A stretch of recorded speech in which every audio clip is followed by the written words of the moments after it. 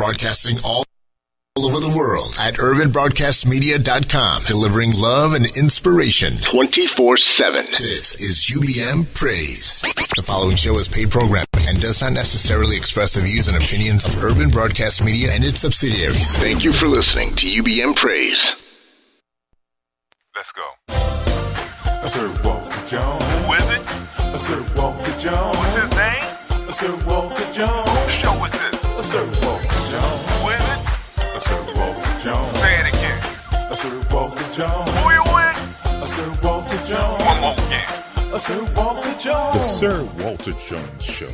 Co-host Alvin Carter. We are a Christian talk show in where we tackle all the hot topics in a believer's walk. Sir Walter Jones. Who is it? Sir Walter Jones. What's his name? Sir Walter Jones. Whose show is this? Sir Walter Jones. Who is it? Ah, love, marriage, and a baby carriage, to paraphrase those famous lyrics. But for millions of black women, many blessed with brains and beauty, finding the right man is proving elusive. But why? Are their standards too high, or are the pickings too slim? Lindsay Davis tried to answer that question. Birthday! Cheers. Make a wish. Nicole Marchand is celebrating another birthday. At 31, she's accomplished a lot. She's a prosecuting attorney and running for state court judge. It'll be a $500 fine. Nicole isn't the kind of woman you'd find standing by on the sidelines of life. But you would find her here, at the Georgia Dome, cheering on the Atlanta Falcons. You've heard of a man's man. Nicole is the quintessential man's woman. She appears to have it all, and yet she's still single. 42% of black women have never been married. That's double the number of never married white women. I look forward to the day. I look forward to being married. It's just not that easy. For starters, there are more black women than black men. 1.8 million more. So even if every black man in America married a black woman today, 1 out of 12 still wouldn't make it down the aisle. Let's take 100 black men.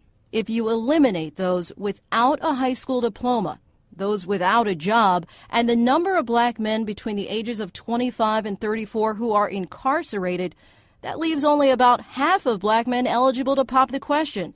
Nicole sees the problem every day. It is sad to see that the majority of the defendants that we prosecute are black males. Those numbers can be very disappointing. Admittedly, the selection of men is slim. Get it through your head. You're the Friday girl that's just for sex. That's what you are.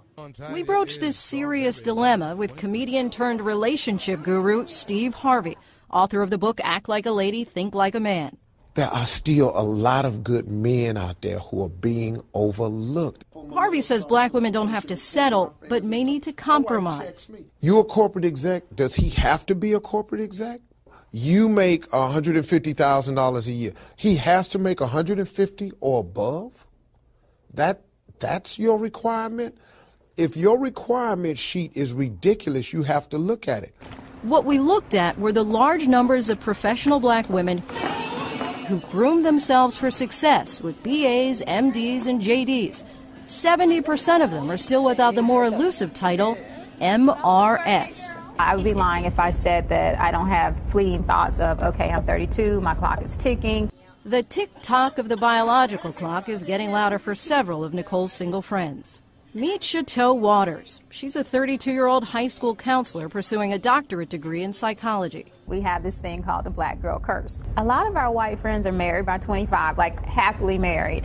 Kids by 27, and we're like, what is the deal with the BGs? You know, and it's the black girls. Jaqueen Ashford is a chemist for a pharmaceutical company. Now that she's 34, she's lowered the bar when it comes to height requirements. I don't have a certain criteria, like if you're not 6'5", and I used to, but then as I got older, I said, okay, well, maybe if you're 6'3", 6'2", 6'1", okay, maybe we could see eye to eye. I kind of have certain standards that I hold myself to, and I don't feel like I should have to settle on those for the sake of having somebody. I'm willing to wait. Like many black men, she's also open to dating outside her race. In fact, in the past decade, the number of black women entering interracial marriage has more than doubled. In fact, last night, I was at a restaurant, had a great conversation with this Caucasian gentleman. I mean, we were vibing, we were clicking. I'm thinking, he's going to ask for my number. White men never ask for my number. And he was like, all right, well, great conversation. You know, maybe I'll see you around. I was thinking, what happened? Asked for his. No. Bossy black girl. We're maybe not as coveted as black men in society. Melinda Watson is a 28-year-old payroll specialist. She hasn't had an exclusive relationship since college. I just feel that there's a lot of taboo associated with dating black women because I don't think that they're necessarily going to want to take us home to see mama. The consensus in this group was that their preference is to marry a black man. It's not that they can't find one to date. The issue in many cases is exclusivity. You meet these great guys, you have good relationship, good rapport, and then it's almost like, I'm going to keep you around, and hopefully when I'm ready to settle down, you'll be there. That's the back pocket girl. The back pocket girl. And every now and then they'll check in with you to make sure you're still single. You're not married yet? Are you still single? You still waiting on me? No, not really. Chateau hasn't been in a committed relationship in more than a decade. If you have 4 quality women that you're dating and, you know, they're in rotation, I mean, who's going to rush into a marriage? We decided to ask Mr. Harvey for advice.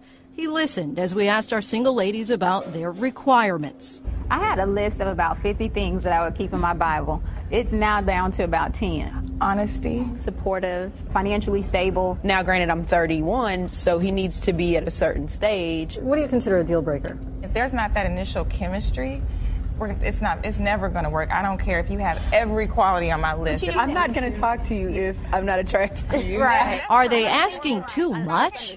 So maybe it's just that we want it all. Single ladies, throw your hands up. Throw your hands up. How y'all doing? His initial reaction? All y'all fine. Hell, who don't want to go out with y'all? Men my age have made a mistake in that we didn't teach the generation behind us the principles of manhood. There are so many African-American men missing, absent in the family. His advice? Go for the older man. You have a biological clock. We don't. While these women look forward to settling down, they're not willing to settle. The one thing that I can't control is a man choosing to marry me, and so I choose not to worry about it. Being that I've waited so long, I can't settle now. It's not an option for me. I would love to be in a relationship, a marriage, but I don't feel that defines me. So if I don't find the perfect person for me, then I'll just remain single. I'm Lindsay Davis for Nightline in Atlanta, Georgia. Ladies, it's Tuesday. Pink Perspectives on the Sir Walter Jones Show, right here on UBM Praise. Hello, everybody. Hello out there. This is the Sir Walter Jones Show. I'm Sir Walter, and I'm here on Pink Perspectives. It's a day that we choose, the day after Men's Chronicles. Monday's Men's Chronicles is a women's guide to men, and we talk about men issues, all the things that you ladies out there ask me about men, and if you're interested in a man or your husband, your boyfriend, your father, your brother, nephew, if he got testosterone, you got questions. And we deal with that stuff. But Tuesday usually is a reply. It's a response to Monday night's topic, and as well as we have a new topic on the wire. Yesterday on the Men's Chronicles, we talked about why is it that, how can you minister to men? How can you possibly minister to men in today's world while the churches are empty and it's mostly women? And we talked about all the things that the church need to do to attract men. Some things that some pastors and some leaders figure they will not compromise on the way even the choral of the decorum of the church and even the color and all these things. No, we're not doing any of that just to get some men up in here. And other pastors are deciding to put basketball courts and and they are putting motorcycles, literal motorcycles and wild animals on the stage just to keep men interested in going to church and staying there. And apparently it must be working. Not sure what happens, though, to the man after he leaves church Monday through Saturday. I'm not sure what his mentality is after that. So today what we're doing is we're talking about, our topic today is about single women. Why are so many black women, African-American women, depending on what you want to call yourself today. We've gone through a plethora of names down through the years, because at one time we were Negro, and then we were colored, and then black, and then African American, and I think we shifted back to black, and then we've been back to African American. Even the what's the paper? The census that y'all get the census come every 10 years. D, I can't remember, but when it comes to your house, it used to say Negro on it. And then it went to and then they had a line for black, but they had to kind of change that because they are Mexicans who are black, they are Hispanics who are black, there are Asians who are black, so they had to change that to specify. Okay, what black are we talking about? So they had to put African American on there, and so here we have it today. You heard the news, the ABC News clip that I just played. Talked about how many black women deciding to stay single, and those who are looking for a man, but yet they're still single. And the stats are amazing, to say the least. Today I invited my dear friend from Facebook to come on. I think my brother Art Lewis told me about this young lady some time ago, and I said, who this be? And we inboxed, and we became Facebook friends, and I started looking at some of the things she's done and her spirit and what have you, and I just fell in love with her spirit, and I said, yeah, we got to get her on the show. So thanks, Art Lewis, for the introduction. And she was willing, ready, and able to go for it. She actually was supposed to be on the show a couple weeks ago, but her job got her on lockdown. She is a power woman. She's making it rain, boo boo. She's making it rain. And so I was so honored to have her to come on the show today. Oh, her name is Davinia Tiger Lily. Yo, how you doing, girl? Oh, I'm blessed and so honored to be here. Well, I'm so glad that you are here. Now, I always tell my guests, you pull that mic towards your mouth, and D will take care of the rest. He's a fantastic engineer on Tuesdays. Don't ask me about any other day. How's your day? Oh, my day was wonderful. Yeah? Yes. You went to work today, huh? Yes, I'm a teacher. Really? Yes, I am a teacher at Cambridge School of Chicago. I teach the second grade. Cambridge School of Chicago. Now, where is that? That's actually right up the street. It's off Really? of 47th and Ellis. Oh, see, now you done told people where I am now. There's your kids. They called in. Yes, they found me. They found you. Yes. Yes, they did. Awesome. You enjoy that? How long you been doing that? Actually, this is my very first year teaching, Okay. so I've been a teacher since August. Oh, wow. Now, you said what grade are you teaching? Second. You look like a second grader. Well, I guess that's a compliment as I get older. Don't she look like she looks absolutely young. How old are you? I'm 28. You're 28. She looks like she's 16. Yeah. Do you get that a lot? I do, actually. You do. Now, do they say that because what you look like, or but when you talk? Because you even talk young. Well, actually, people will say that they think that I'm older when I speak, but younger the way that I look. I see. What I mean by you talking, your tone of your voice sounds young. Mm-hmm. But when you on Facebook, Doc, when she's typing, she like 50 or something. That is amazing, though. Oh, that's cool. That's good. We got school teachers. We got two school teachers here because Alvin Carter, when he gets here, he's also a school teacher. Tuesdays and Thursdays are his late days because. You know, y'all who are teachers understand that after school you got to spend some more time and do administrative work and what have you. So I thank God for Keep It Real Carter, as they call him. Now, are you single? I am. D, she's single. D? Hi, how are you? Yeah. Now, here's the rules of the show. Okay. We got 2 hours. All right. And in those 2 hours, we take our time and we delve into things slowly, and we pass the mic around the table and we ask questions. Okay. I got questions. Okay. You got answers. All right. Okay. You may have questions, and then we'll go to Facebook and see what Facebook is saying because they've already chimed in. Okay. I mean, they're there. They're fighting already. So here's the stats. Okay, and you heard the stats from the ABC News clip. Then it says how many women are there in the world? All right. Google says as of July 2013, there are 3,523,843. Let me see. I said that wrong. 3,523,843,881 female. Okay, in the world. Okay. That's a lot of estrogen. Okay. Whole okay. lot. Okay, but 75% of them consider themselves to be taken. Okay, apparently they must be. They're. I don't know what taken. I don't know what taken mean. It could be they're either dating, engaged, or married. I suppose. I don't know. Therefore, there's 25% single women around the world. 25% of the international population of women are single. Okay, now that's actually a big number.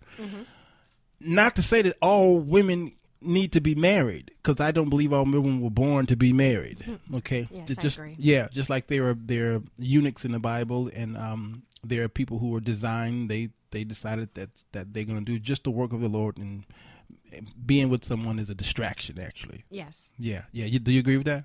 Yes. Okay, so we have a guest that agrees so far. D, this is good. So let's find out more about you. Okay, 28 years old. All right. Have you dated in between in some from the time you were born until 28 years? Have you dated? Yes. Okay. How did you find the dating scene? I mean, did you date because you desired to be with a man, or you dated because someone pressured you that you had to be with a man? I would say a little bit of both. Okay. And to be honest with you, I dated because I needed to fill a void, in a sense. What was that void? That void was to feel wanted. Really? Yes, absolutely. That void was to feel wanted, to feel complete, and to feel whole. Wow. So I dated, and of course, none of those relationships worked out. I have been in some absolutely horrible relationships. Wow. Abusive relationships. And for the most part, I would say that I was a broken person. Wow. Trying to date. And it caused me to get into a lot of relationships that were very unhealthy. Yeah. Absolutely. Now, when you say abusive, is it physical or mental? I would say physical, mental, emotional, spiritual. Sure, all of that. All of the above. Now, who would you, or can you blame? Put a blame on who's responsible for this? I would honestly say me for the most part. Okay. Because as I stated previously, I was a broken person trying to have a man fill that void for what I felt that I needed. Yeah. At that point in time, I knew about Jesus, but I didn't really have a relationship with him. Okay. I wasn't complete and whole in Christ at that particular time. So basically the men that I was, previously with, they were a way for me to feel, any type of worth for myself, to feel complete, to feel beautiful, to feel whole. But as I kept getting into these relationships, it was kind of like the same mess in a different toilet. It was consistently me dating the same type of man over and over again. And so I really had to take a look at myself and say, okay, the common denominator in all of this is me. It's not them. Wow. It's me. That's rare to hear a black woman say that. But let me ask you this. You were finding the same guy over and over again. Okay.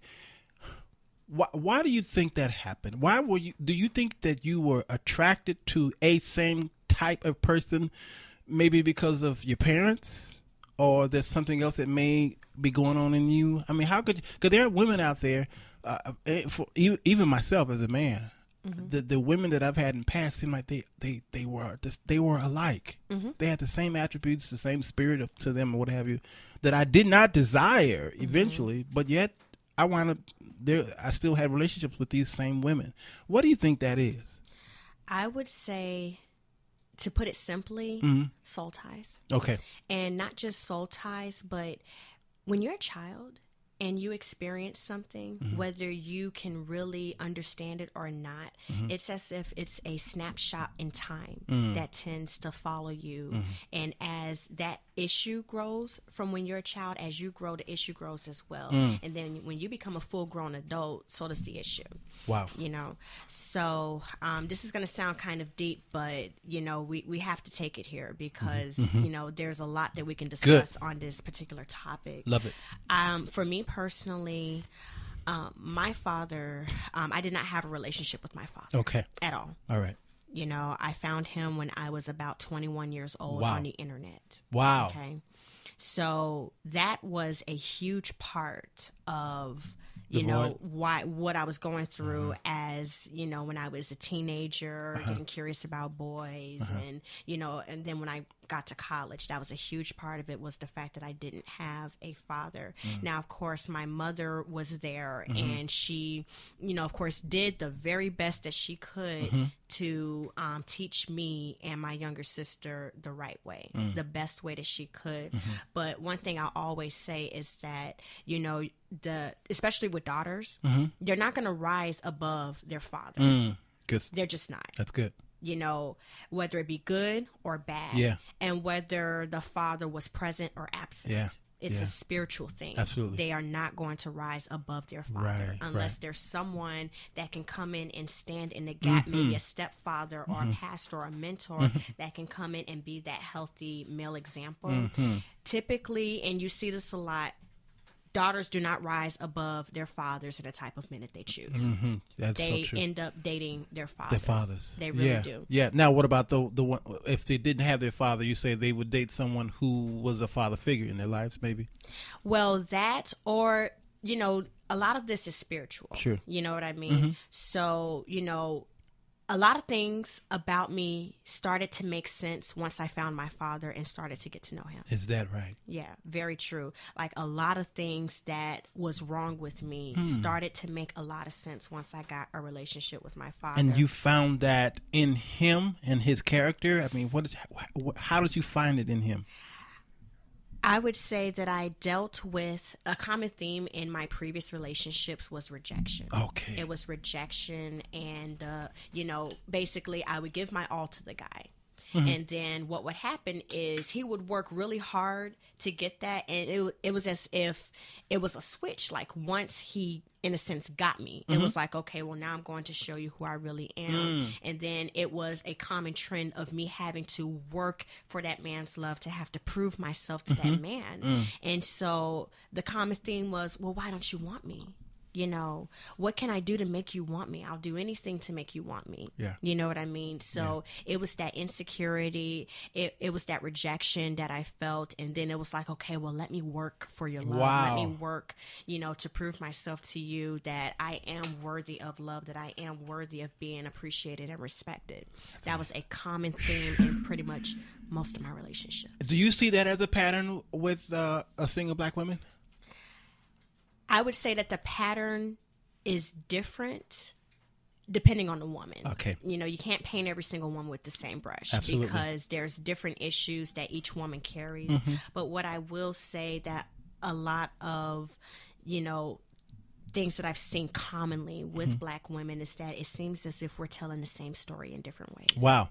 Look at Jacob and his wives, Rachel and Leah. Okay. The one he loved, the one, she was just there. And she kept trying to have a baby for him and says, okay, now that I had this baby, he's going to love me.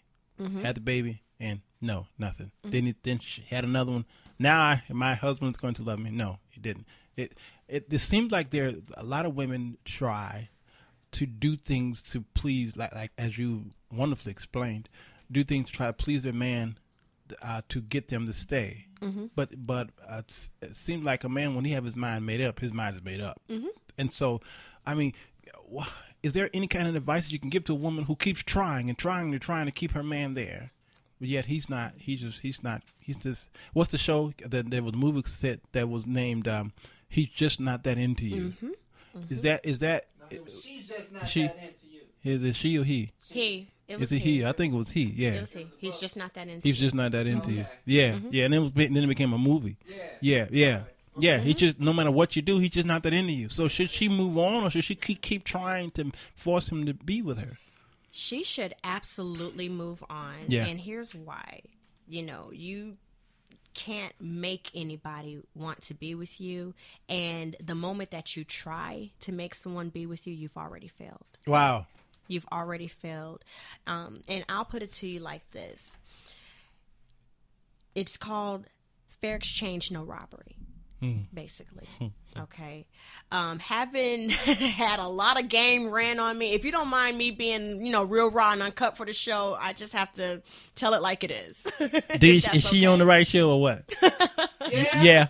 All right, then let it run. Because when Carter gets here, you're going to see how raw the show is. Okay. All right. Go for it. So basically, it's called fair exchange, no robbery. Yeah. What I've found in my experiences with men having been on both sides of the coin is that if you just be quiet long enough, a man's going to tell you everything that you want to know right through the door. Wow. Okay. He's going to tell you everything that you want to know right through the door. Why do you think that? Because a lot of times, to be honest with you, the reason why a man has become so lazy in his approach with women is because women are so easily accessible. Yeah. They are so easily accessible, and they're willing to give everything up front. So a man doesn't have to work as hard because it's like, okay, well, you're already giving me everything. You know what I mean? And so a lot of times what I found is that they come across a woman like me who has pretty much learned my lesson, and I apply those lessons. And so what I do is I don't play any games. I tell a man through the door what it is, and he can either hold or fold. And that's just what it is. Hold or fold. You got two options. You're either going to hold or fold. And so before I get into, my approach and how that has changed, a lot of times a man will basically show you that he's not interested in a relationship, that he only wants sex, or that he's really not interested in a marriage. But a lot of times men have this don't ask, don't tell policy. If you don't ever ask, he's not going to tell you. That's it. You know what I mean?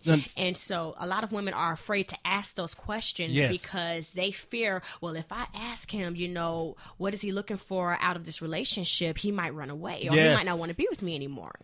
Well, for me, I feel like, well, that's exactly what I want. Wow. I want to ask you those questions to find out who I am and what I am to you, and then also find out who you are. So that way I can make an informed decision. Oh my goodness. But a lot of times women are afraid of that because they feel like men are afraid of marriage. And if I mention marriage, and if I mention that I want to be a wife, he's not going to want to be with me anymore. And so they just feel like, okay, so if a guy shows signs of, well, I'm not really looking for anything serious, a lot of times women will lie to themselves and to the guy by making it seem like they're okay with that arrangement. Wow. And so they go along thinking that they can change the man's mind later. So they think, okay, well, if I put it on him good enough, or if I, if I cook clean, if I'm constantly there for him whenever he needs me, a lot of times these women will even end up going half on the bills or move the man in and pay all of his bills. That's it. You know what I mean? And they think, if I do all of that, he's going to want to marry me. And so what ends up happening is the man, he's going to go on ahead. He's going to take everything that she has to offer. Yes. And so he feels like, okay, well, if she's giving it, I'm going to take it. Why not? Right. And so what ends up happening is down the line, the woman realizes, okay, well, I'm not in a relationship. Or wait a minute, I've been with this guy for the past 5 years and he hasn't even mentioned a word of marriage. And so then finally women feel like, well, I'm going to go ahead and give him the ultimatum. And so what happens is the woman gives the ultimatum. More times than not, the man is going to refer back to the original terms of the agreement. He's going to say, well, you knew what this was. Yes. That's right. That's right. You knew what this was. You knew. And you agreed to those terms. I got to go to a break because this is deep. D ain't paying no attention. I don't hear no music or nothing. He working on our new toys over there. Woo! My God. Facebook is chiming in. this Tiger Lily woman is a bad mama. Shut your mouth! I'm just talking about Davinia. We can dig it. This is good stuff, y'all. If you just tuned in, you just missed 30 minutes of extraordinary statistics.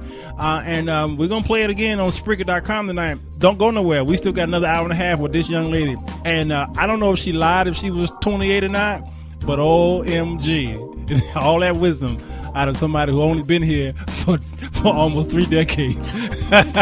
Listen, D, I don't know what we got on the in the scroll there, but find something, man.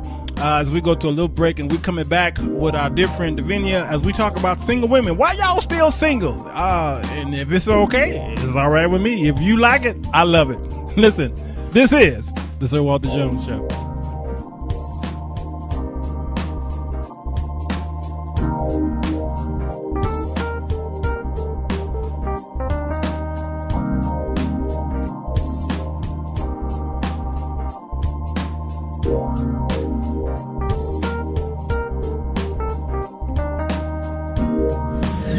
Log on to UrbanBroadcastMedia.com and check out the many services Urban Broadcast Media provides. Whether it's social media, video production, radio broadcasting, or audio recording, we got you covered. The following show is paid programming and does not necessarily express the views and opinions of Urban Broadcast Media and its subsidiaries. Thank you for listening to UBM Praise. Show is hot out here. No, I don't mind though. Just glad to be free. You know what I'm saying?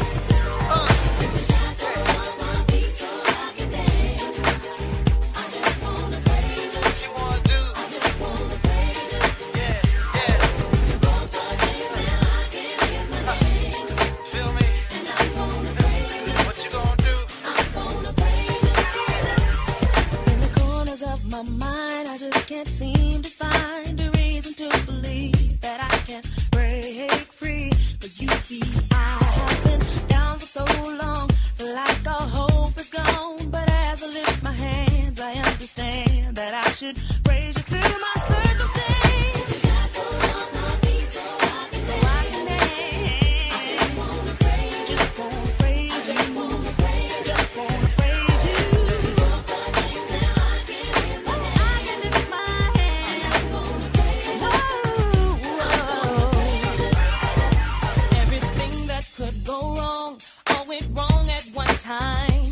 Much pressure fell on me.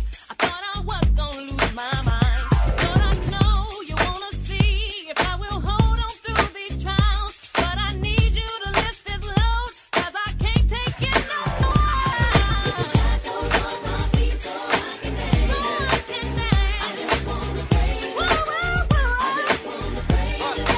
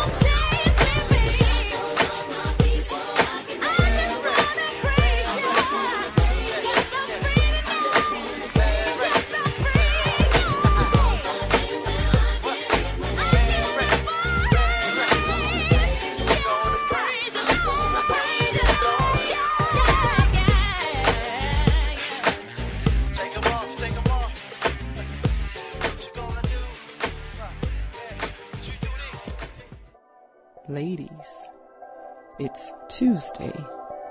Pink Perspectives. Tuesday, on the Sir Walter Jones Show. Right here on UBM Praise. Boo, boo, boo, boo, boo, boo, boo. Boo, boo, boo. That's my son, man. That's my son's track. I just talked to him today on the phone. I said, son, thank you for that track, man. He was somewhere. I don't know what he was, but he was grooving. That's Janice Jackson's voice you hear. Another good friend of mine. It's Pink Perspectives. So go on, girl. Go on, do that. I thank God for the body of Christ and those who are my friends who helped me produce this show, who make it the number one hit on the UBM Praise, and I thank God for it. We were in commercial time, and me and Davinia were talking about religion, and we're gonna go there. I want to go to. I was looking at Facebook, and to every now and then I try to bring out some of these people who are saying some very, very interesting things here. I was Nana. She says the number one. She said this about an hour ago, so she chimed in before the show started. She said a number of women have allowed fear to place them in this category of single. As Lori and Lisa had mentioned, I guess I'll have to read what they said. You're free from the anxiety of all the bad stuff that can occur. Then you have some men who are hesitant to date or to court a woman who has it all together, that is, causing them to feel less than or incompetent. She says, I believe most women would want to mate, but because society has turned the tables, it's caused much confusion as to whether a woman should or shouldn't desire a mate. Women are making more money, owning homes and cars and etc. Where are the average black man struggles to even pay his rent, which makes him feel some type of way? In today's world, relationships have come down to dollars and cents. And she's right. The number one reason why couples break up, they said, is because of finance. Now, there are two polls on that statement, Davinia. For many years, all polls agreed that the number one reason why couples break up, because there's some couples who are not married but yet they share their finances. Okay, they're people who shack up, or they're people who are not shacking up but they have joint bank accounts. Okay, because they love each other and the marriage is coming in their minds, or marriage, they're not thinking about it, but yet they want to feel like a couple, so they do joint accounts and what have you. And so for many years it says that they break up because of finance. And then the polls change. It says now the number one reason why couples break up is because they fall out of love with each other. Okay. And I said, well, that's quite interesting. Now I've experienced both. Okay. I broke up because of finance, and I broke up because I wasn't into her anymore. She wasn't into me, and we were done. But you were saying something very interesting during the break, is that we're not talking about this among the Christian community. And you said that we're stuck on religion, but yet there is a relationship issue that need to be discussed that we don't discuss. Can you go on? Can you elaborate on that? Absolutely. So when it comes to Christian, and before we go there to answer that, I have to absolutely say this, because we have got to get back to the standards of the Word of God for the Christian. We have strayed. D, can you pull her mic? We have strayed so far away from the Word of God and the standards that God has put into place, that now we have placed worldly standards into Christian standards. Worldly standards into Christian standards. Absolutely. Yeah. And the two were never, ever supposed to be together. Ever. Goodness. I can answer both with one very simple scripture. Now, I don't have the exact scripture in front of me, but it's the scripture that says, what God hath put together, let no man put asunder. Emphasis on what God have put together. Not what your desperation, not what your horniness, not any of those things have put together, because a lot of times people's greed, or, I see he has a good, secure corporate job. I'm going to try to get with him. He's great in bed. All that other stuff has put a lot of these couples together. Yes. Okay? Yes. So, of course, that's the foundation. the foundation of a lot of these relationships and a lot of these marriages in both the world and sadly in church, or I should say amongst Christians rather, is the fact that their foundations are being built on everything except God. Wow. Mark 10:9. Yes, thank you very much. Therefore, what God has joined together, let no man separate or put asunder, depending on your Bible. Absolutely. Yeah. Thank you for that. Oh wow, that's something though, because it appears that in our churches we have, even because we do our music shows on Wednesdays. There seems to be more of an influx of secularism, even in the music department and in the music. I was watching a video on Facebook. It's all over Facebook. It's E.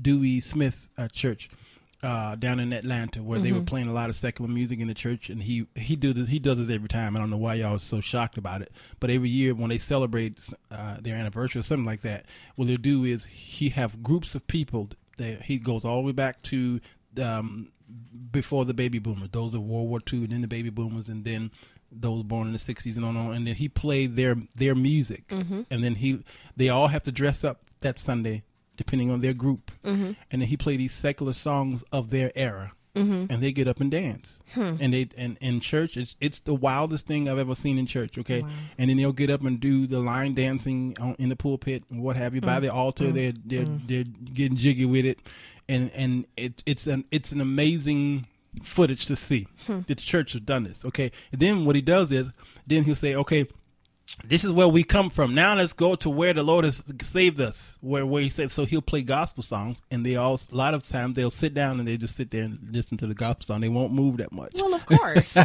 They'll sit there like, well, what is this? They're in church like, okay, we'll lift our hands because the cameras are rolling. And I said, this is amazing. And so we get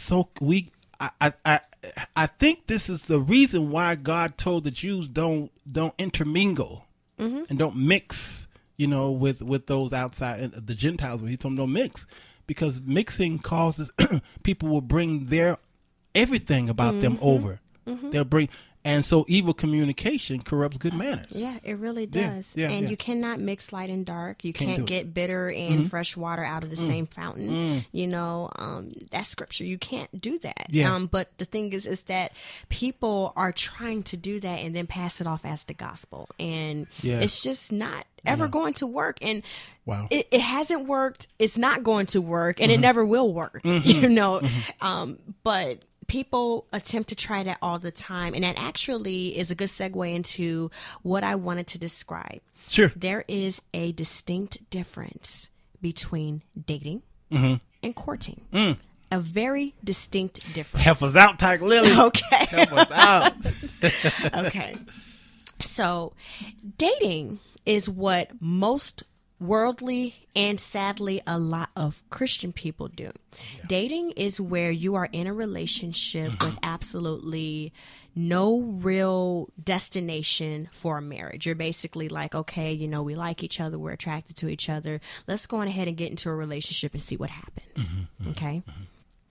Meanwhile, with courting is where you are in a relationship for the very intended and communicated and mutual purpose of a potential marriage.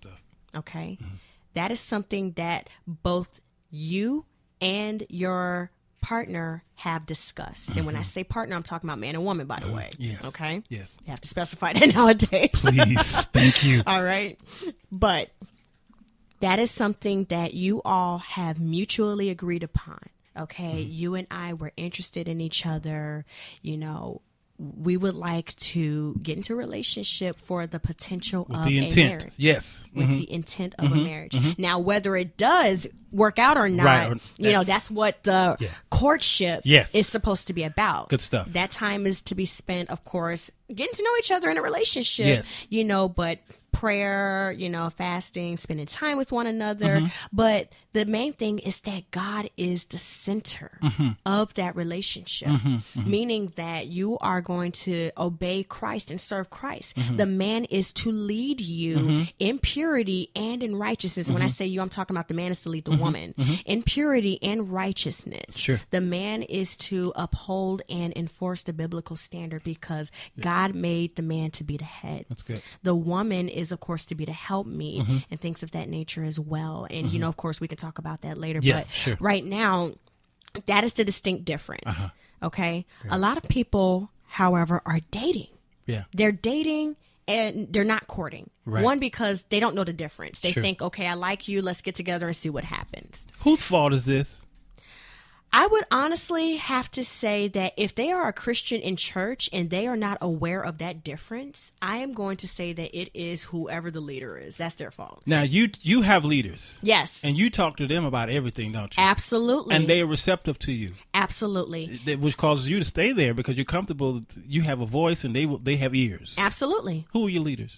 My leaders are Bishop Calvin and co-pastor Tracy Luckett at Chosen Generation Ministries at 5174 South Villard and 35th in Milwaukee, Wisconsin.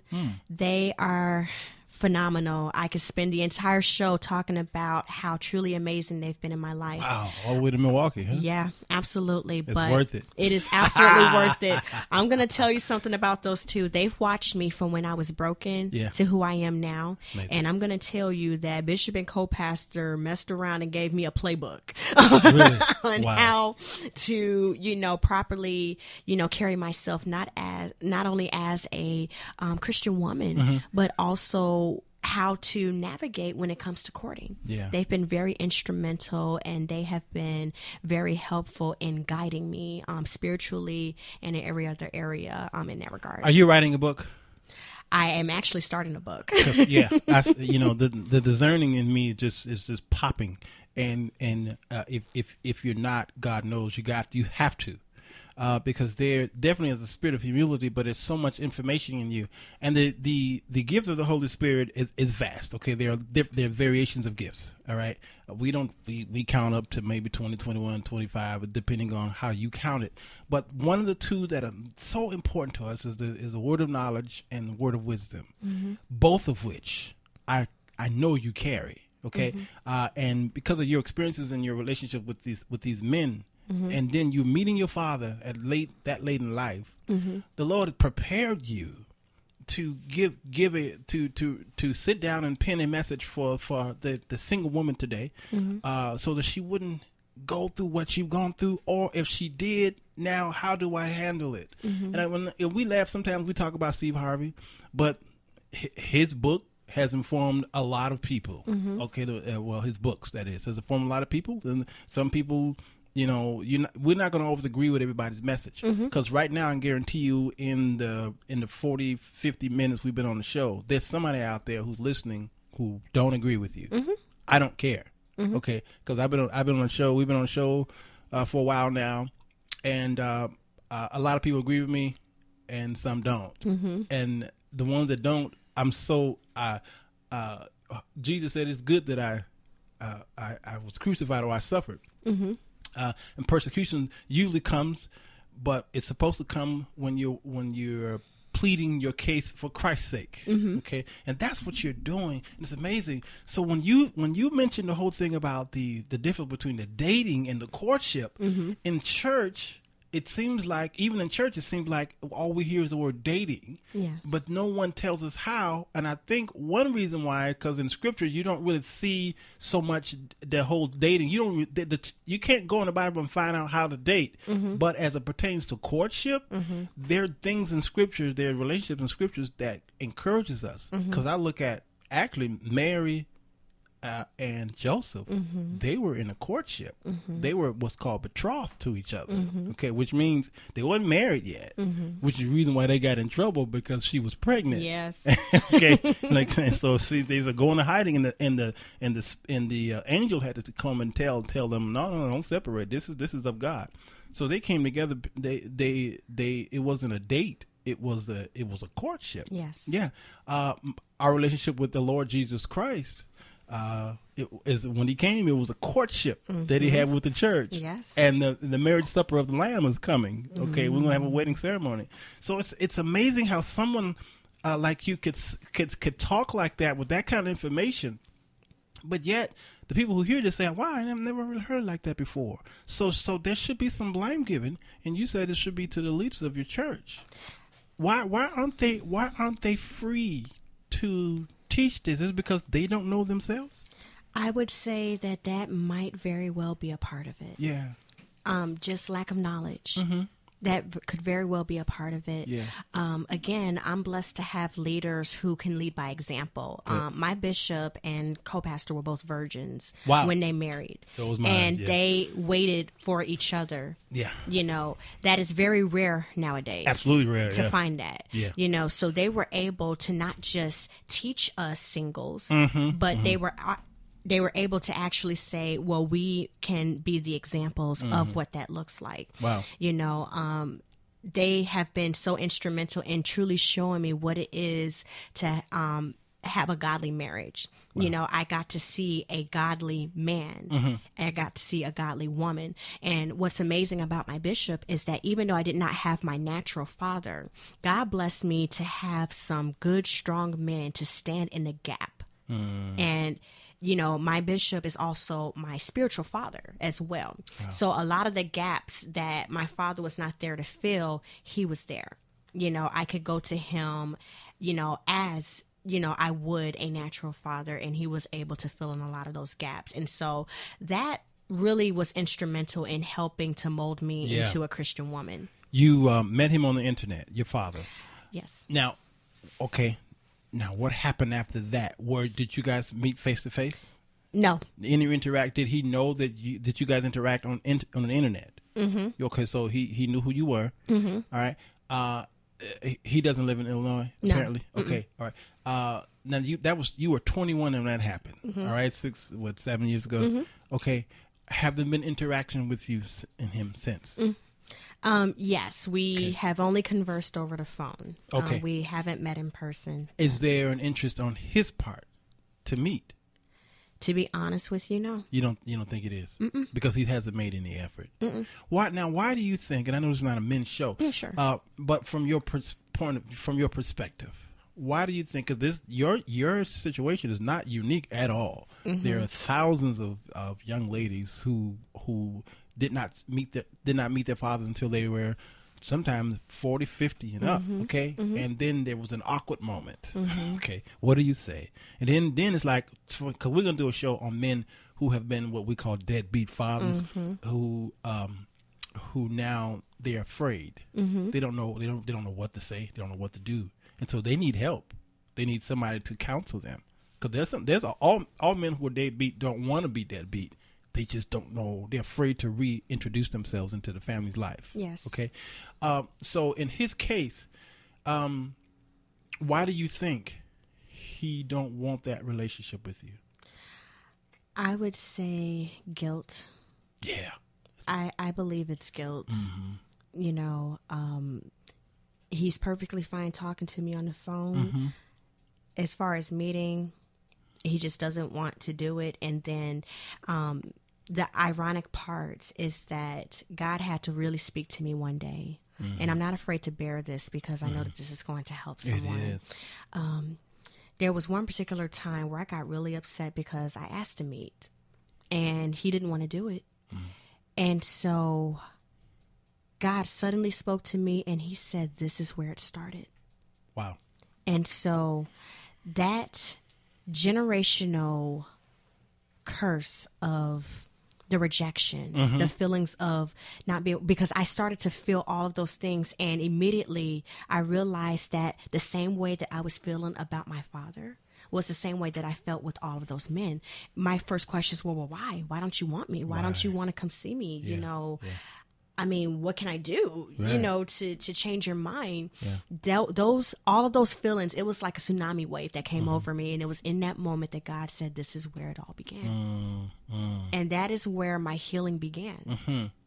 And so what I did was I told my father, look, I'm not going to ever ask you again. Sure. I'm not going to ever ask you again. Yeah. You know, I'm here. Yeah. You know, whenever you want to make it happen, but I'm not going to beg you. I'm not going to beg you. And I just let it go and never brought it up again. Yeah. And that was about 2 years ago that moment happened, but I was done. Yeah. And in that moment that I took a stand, something else happened where I began to truly realize that I don't have to beg. Good. I absolutely don't have to beg. If you can't see me for who I am and, you know, respect who I am in terms of my worth, then you don't deserve me. And it really is that simple. Yeah. And that was the attitude that I started to take on with men. Wow. And it has changed substantially because now, like I said, I set my standards through the door. You know, I don't give a man everything about me up front, but I say simply, look, you know, I'm a woman of God. I take my relationship with the Lord very seriously, you know, and as we are, you know, conversing or whatever, this is just the, you know, the short part of it. But basically it's like, look, you know, my lips and my body are sealed until marriage. Wow. And, you know, if that's something that you can honor and agree with, then, hey, let's continue. If not, then it's best that we go our separate ways. Wow. And I'm absolutely not afraid of any guy saying, okay, well, that's not for me. Yeah. And, you know, you have some men who, of course, you become the proverbial forbidden fruit where they have to challenge to see if they can get you to break that. Of course. You know, but for the most part, you know, they will, you know, back away on their own, you know, and say, you know, that's not something that I'm willing to do. The sad part is a lot of those men are Christians. And this is where we have the huge problem in the body of Christ. Right.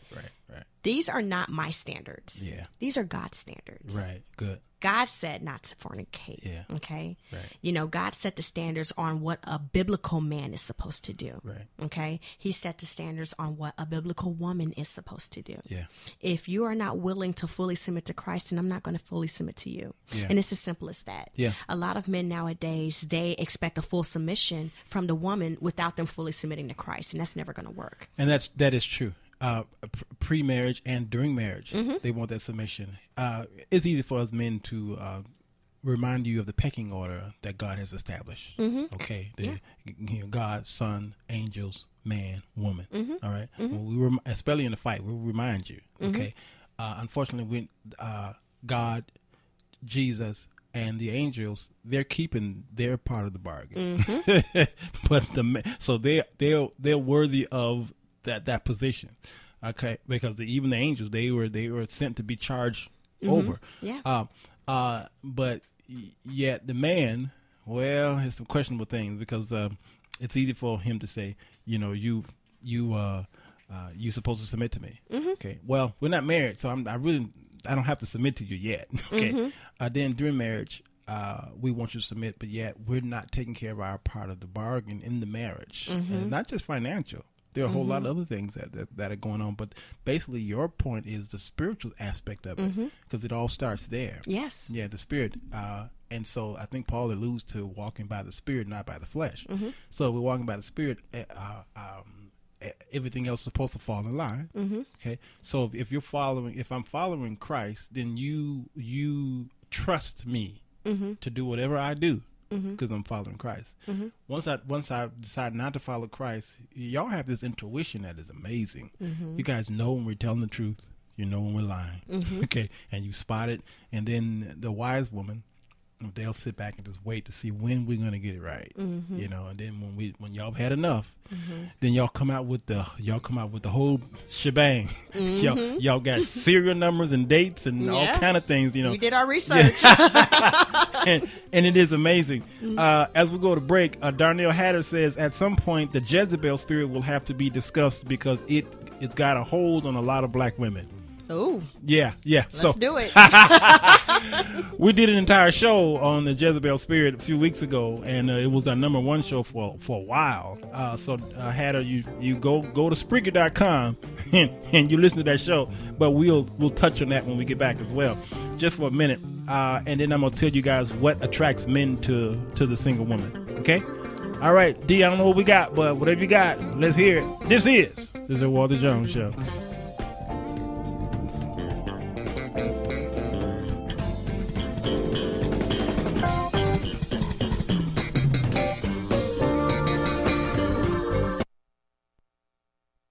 UrbanBroadcastMedia.com and check out the many services Urban Broadcast Media provides. Whether it's social media, video production, radio broadcasting, or audio recording, we got you covered.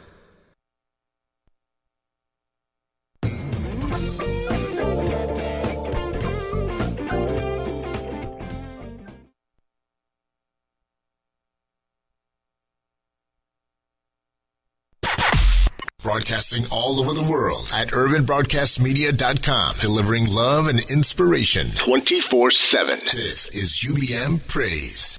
The following show is paid programming and does not necessarily express the views and opinions of Urban Broadcast Media and its subsidiaries. Thank you for listening to UBM Praise. Because of all the emails and the letters and the phone calls we received of you telling us how you were encouraged from the struggle is over. I decided to ask God to give me another word of encouragement to encourage his people. So I got some more young people. Butterfly praises. Let's encourage someone. Listen. Yeah. But it's okay. Put a smile on your face. Hold your head up high. Uh-huh. It's gonna be a brighter day. All things work together. That's word, y'all. For good to them that love God. Whatever the situation, he will work it out. Say it again. Whatever the situation, he will work it out. I'm a living witness that he will. He will work it out. Work it out. I know he will. He will work it out. Work it out. I came to let you know that he will. He will work it out. Work it out. I know he will. He will. He will work it out. Work it out. Let me encourage you some more. Listen. Trials and tribulations. Oh yeah. They come your way. I love this part. When the road gets rough. Hold on. Hold on and keep the faith. Yeah. All things work together. Just read your Bible. Come on. For good to them that love God. Whatever the situation. Oh, it's a beautiful day out here, y'all. He will work it out. It may be raining outside right now. Whatever the situation. But it's a beautiful day in the neighborhood. Come on. He will work it out. Tell you that he will. He will work it out. Work it out. Come on, girls. I know that he will. He will. Let me move out of y'all way. Go ahead on. Work it out. Oh, I love it. Oh, he will. He will work it out. Woo! Work it I'm getting a little too happy in here, y'all. I know he will. Come on. He will work it out. Work it out. Now you have it. Now you have it. Now listen, what I need you to do for me right now, whether you're at home, whether you're on your job, you may be listening to this on the radio. I need you to think about this. That no matter what's going on in your life, if God be for you, who can be against you? So the next time you're faced with a situation that seems like there's no way out, I want you to think about the words to this song and put a big smile on your face and let the devil know that you're not going to give up. You're not going to give in because you are victorious. Come on, let's take it home. I tell you that he will work it out. Come on, butterfly praises. I know that he will work it out. Work it out. Come on, if you believe that in your spirit, come on, say, he will work it out. Work it out. Come on, come on. Oh, yeah, he will. That's it. Work it out. Work it out. All right. Ladies, it's Tuesday. Pink Perspectives on the Sir Walter Jones Show, right here on UBM Praise. Hey, welcome back, y'all. Welcome back. This is the Sir Walter Jones Show. We're talking about single women, single ladies out there, single ladies. Put the ring on it. Is that who Beyonce said that? Is that her? Yeah. Well, this ain't her show. We're talking about single ladies. Why y'all single? Why you remaining single? Why you choose to be single? Those who want to mate, why it's taking you so long to have a mate? I noticed I didn't say find. I just said to have one. Okay. And I was talking to our dear friend Davinia on during the break, which some of the most spiciest conversations happened during break. Okay, I had to put a mute on the mouth because it was just it's so rich. And Davinia, there is a relationship that we have with Christ Jesus. Mm-hmm. Okay, He is the Lord of our lives. Mm-hmm. Unfortunately, we give Him limitations. Even though we say He's the Lord of our lives, we give Him limitations over our life. No, not right here, Lord. Let me handle this one, and I'll get to you in a minute. Or, trust me on this one here, and I'll pray to you when it comes time for me to be broke. Mm-hmm. Or after or he hit me or something happens, then okay, I'll let you in. Mm-hmm. Yeah. So, what? Is He Lord of our lives, or have you noticed a limitation that we put on Him? Oh, there are absolute limitations. Mm-hmm, and I have to be honest and say that even I myself have been guilty of this. Okay. I'm just going to say it. Yes, absolutely. Because, we have to go here, and I know I'm not going to have too many friends by the time I get through. You lost friends an hour ago. They gone. we got to tell it like it is. Yeah. What I see commonly is that Jesus can be Christ and Lord over every other area of a Christian's life except when it comes to sex. Over. Say what? Yes. Yeah. Had to go there. Why? He can be Lord over every area of their lives except when it comes to sex because they just don't want to do it. Yeah. They don't want to do what? They do not want to abstain until marriage. I see what you're saying. They do not want to be pure in every area of their lives when it comes to sex. They feel like, to abstain until marriage is way too hard. It's something that's impossible. It's natural. It's a natural feeling to be attracted to the person that you're with. And a lot of times they make excuses such as, well, we're getting married anyway, so we might as well go on ahead and get started now. Sure.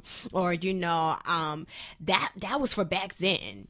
Times have changed and the Bible should change. And, I want to do it. A lot of times, they don't mind, surrendering tithe. They don't mind surrendering, all the other things. They're willing to go to church. They're willing to do everything else that it takes to be a Christian. But when it comes to purity, they're just like, nope, not going to do it. I want to have sex and I'm going to have sex.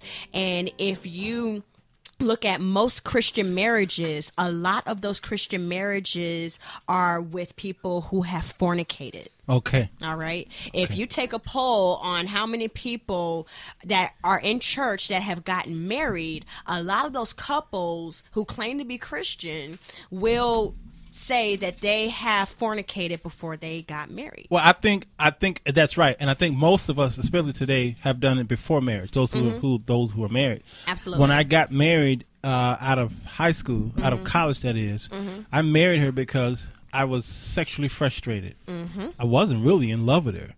I was sexually frustrated, and I knew that I needed to marry her in order to satisfy that part of my life. And then try to raise a family and what have you. But it was the sex first, and then raising the family second. That was in my mind. I was a young man. That goes on a lot of people's minds. Okay? Very true. And I think what happens is a lot of us have sex first prior to it because we want to see if you're worthy of it or are you good at it in bed. Okay. Now we've been very open here on the show. Yeah. I like what you look pretty, you have a fine behind and all these things. And so how good are you in bed? Okay. And what we do is we fool ourselves. We say, okay, she's going to be good. If she's going to be good in bed. So what I'm going to do is we're going to have sex. And then, if she's good, then I'll further our relationship and maybe marry her. That usually never works. And I'm going to tell you why. Yeah. This is one thing that if there's anything that women need to learn that men already know it is simply this.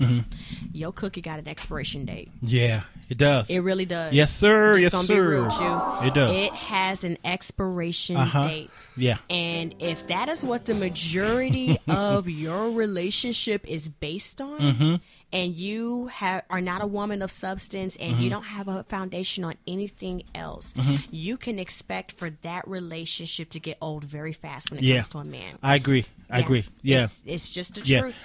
I eat cookies. Okay. All right. Oh my gosh. I eat cookies. Okay. I like cookies. Oh, I like cookies. Okay. And I have I have a weird palate because today I'll eat Oreos. Tomorrow I'm not going to like the Oreo. I'm going to maybe some Toll House cookies. Okay. Okay. And that'll last for a couple of days, and then I move over to some oatmeal. Raisin bran, all right, whatever. That's my taste of cookie. Now I know that sounds vulgar to some of you out there, but that's just the way our men's taste buds are. We see a woman that's just as fine as you are, Davinia, okay? And you said it earlier at the first hour. Once we had a good tasting of you, the time limit, the clock runs out.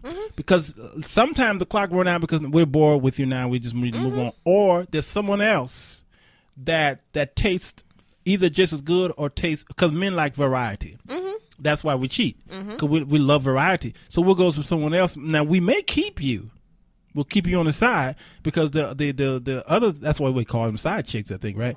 Yeah, and so we'll have her and then we'll have you, and then that part of our life is satisfied. Yeah.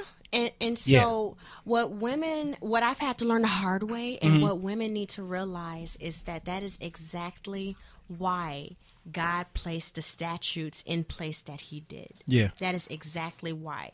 You have got to be a woman of substance. Yeah. A lot of times women, they will try to use the sex as a bait and switch type of deal. They do. And you find that a lot of times, even with those who are dating and not courting in church. Yeah. You know, it's okay, well, I really like the guy or whatever, but I'm not trying to marry somebody and the sex is terrible. You know what I mean? And so a lot of times they feel like, well, I need to go on ahead and sample the person out. Both men and women feel this way before I make a commitment to actually marry them. Yeah. But what they don't realize is that you're basing the majority of your marriage on the one thing that you're going to spend the least amount of your time doing. Yep. That is so true. Yeah. Miriam Vidal, he says he started something that caused a fight on Facebook. All right.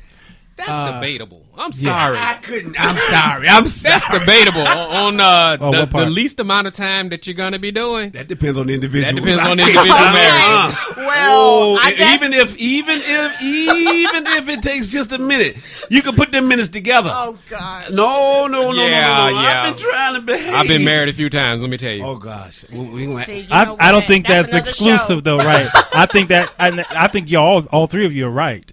You're right. Yeah, Walter for mayor. Yes, because there are men who get into a marriage and they get bored of sex. I trust me. Stanley, that ain't no man. They come on now. Then you call it. Yeah, right. That ain't boredom. Oh no. That's an issue. That is an issue. There are some men who get up in age sometimes and then they don't want the sex. And how many women you've seen on these talk shows say my man will not have sex with me anymore? Because she waited too. Some men are trained. Yeah. Some men get trained because early on, I've talked to many a brother that got tired of being rejected or got tired of hearing excuses. Exactly. Or got tired of why. Because of whatever reason why the sex was delayed or denied. They get trained. Right. And once there's whatever the chemical imbalance or whatever switch flips in a woman as they get older and they want it more, and the men's switch flips and he decides he's been trained, because, they call us dogs for a reason, because you can train us like a puppy. Yes, you can. You can. Then he don't want me no more. That's right. If I didn't want you, I wouldn't be here. Right. So they can get trained to just either adapt, do without, or shop elsewhere. No, you're right. You're right. That's why I say you're all three right. Go ahead. It's a human thing to be actually conditioned. You go ahead and you get into a particular situation where you wanted something for so long, and then, like you said, you are denied. eventually you will get to the point to where you just don't want it. I'm not going to ask no more. I'm not going to ask for no more. I'm not even going to think about it anymore. And you know what, dog? I'm not even craving it anymore. Yeah. And now she's like done got to the point where, you know, I was mad about something you said 15 years ago. I done got over it now. So, you know, we can go ahead and like, what? Yeah. Exactly. Well, that is true. Y'all do a visual. That is true. And there are some women who lose. They have a word for women who actually lose their sexual desire. There's a scientific word for them. It's called marriage. Yeah. Well, no, no, that's not it. But it's called marriage. Yeah. Okay, that's like that's like the old joke of the married couple. They saying I do, and he used to think in his head, I can get it whenever I want. She think like, Lord, I never have to do it again. Right?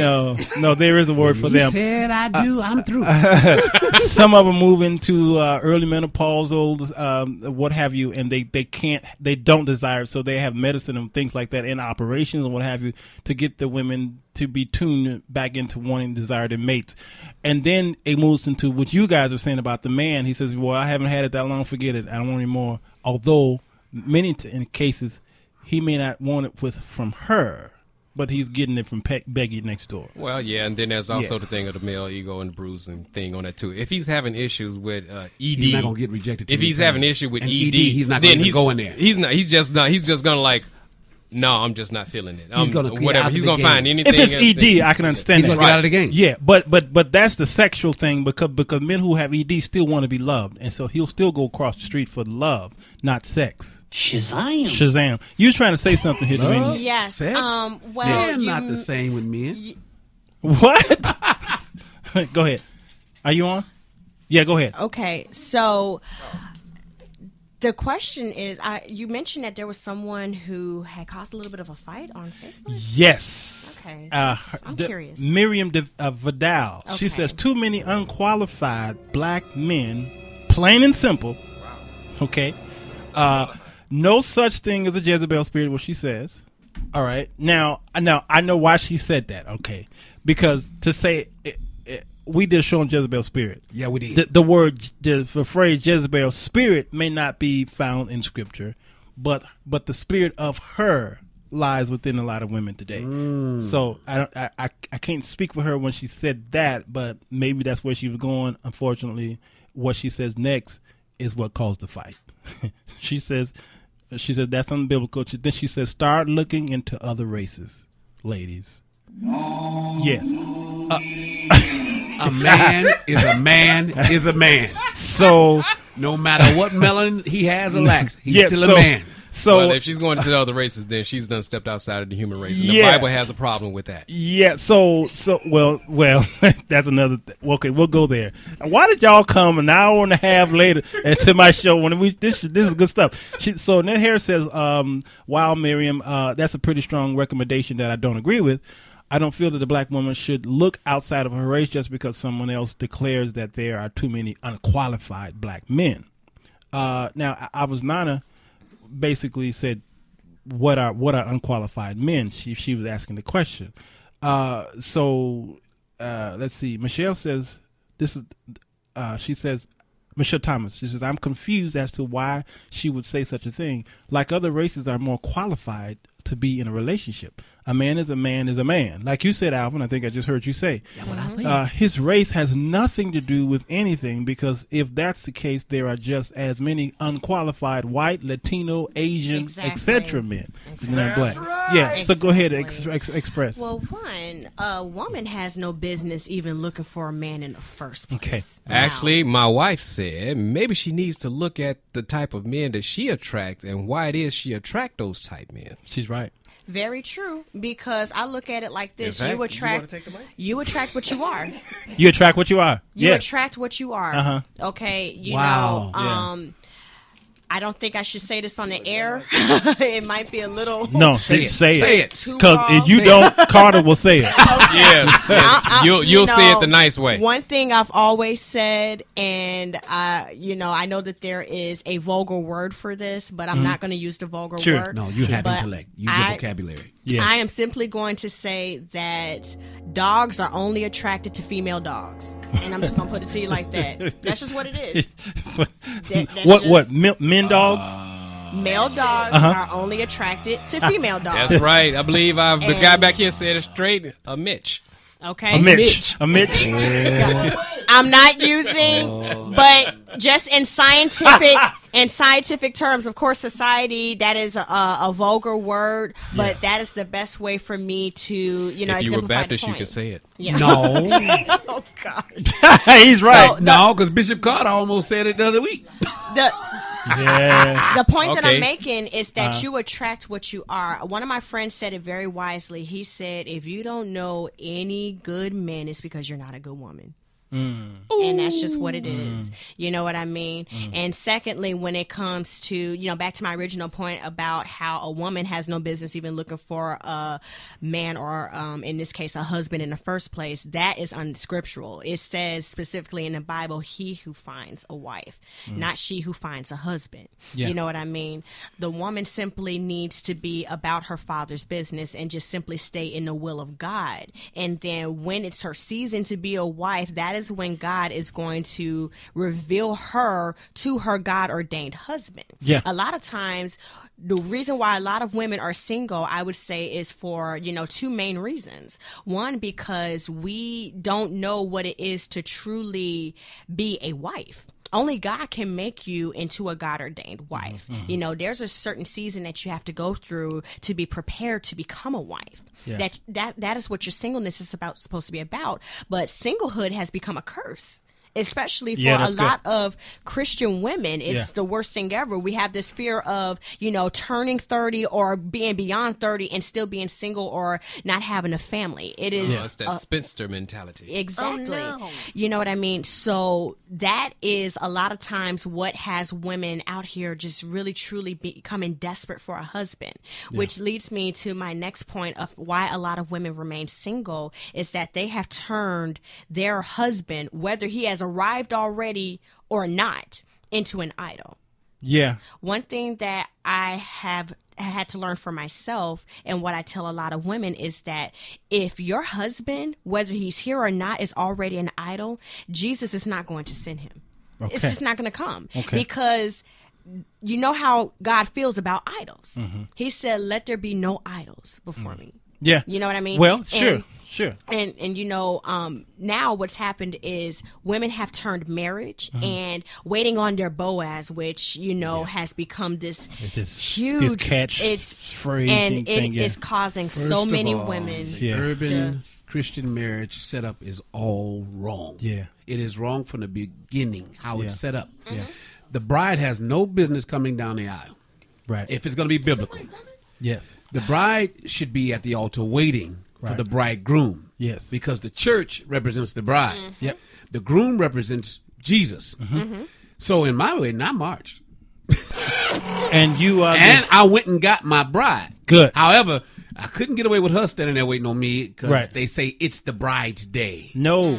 That's what they say, but that's not what That's Bible, not it. That's not biblical. That's man. not biblical. No. Now you were one of the rare brothers I've ever heard say that.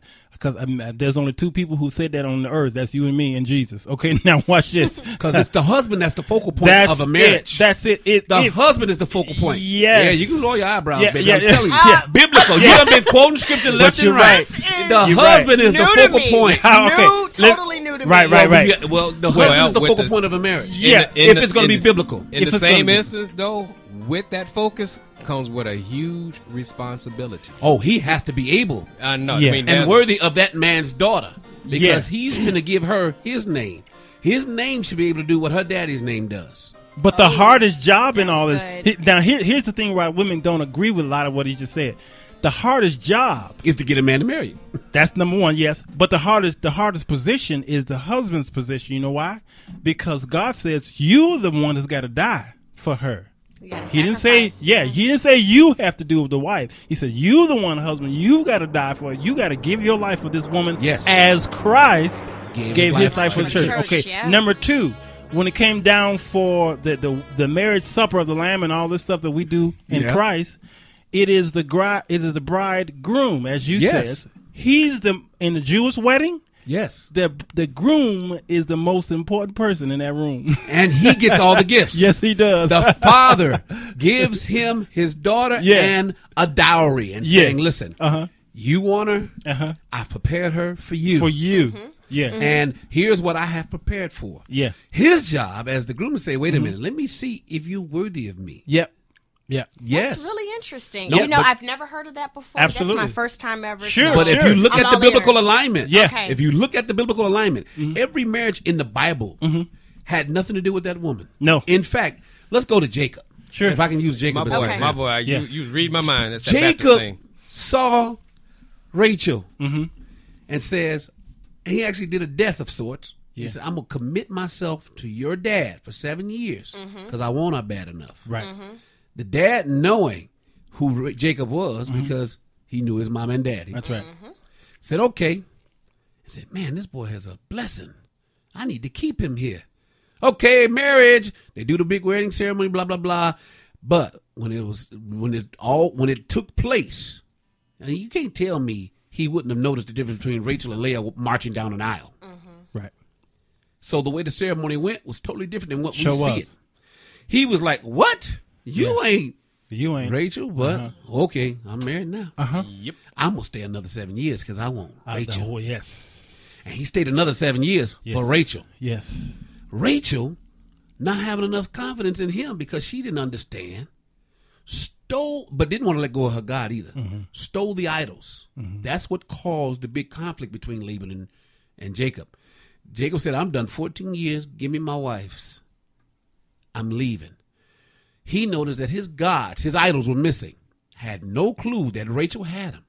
And told him when Laban caught up with Jacob, it said, Jacob told Laban, search my whole camp. Whoever has what they've stolen from you, kill him dead. Had he known Rachel had it, he wouldn't have said that. Rachel lied to her daddy and said, I'm on my cycle. Yep. Sat on those idols. And he said, you're unclean, I can't touch you. And allowed her to basically get away with stealing this thing.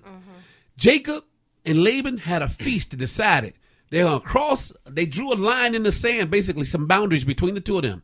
And that's where we get this false doxology of may the Lord watch between me and thee. Because there's a conflict. They were not at peace. No. You don't come over here and I'm not going to come over there. I'm done with you. And that's what Laban said because he was angry with Jacob. Now, when you look at all that, it's around Genesis 39 through 40 something.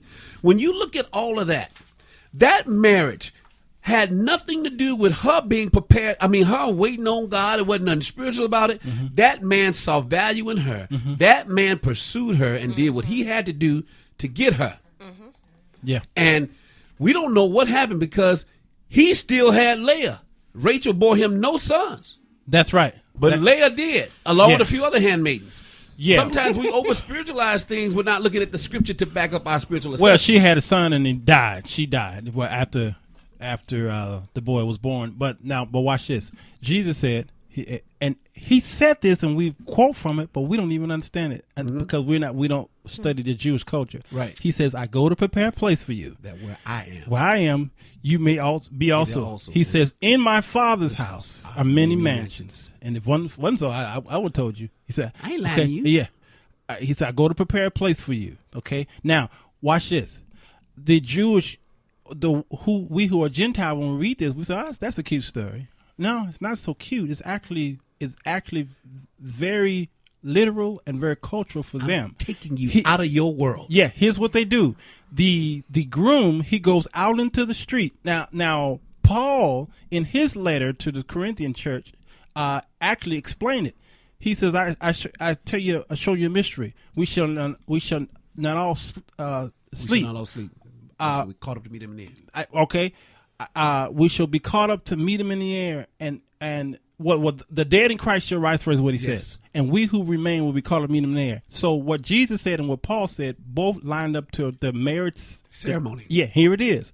The Jew man go out into the street to find his woman. He finds her, okay, and then he goes back to his father's house where he lives. He says, "Dad, I got a woman." So the father goes back and he goes somewhere in the house and prepare a room for them.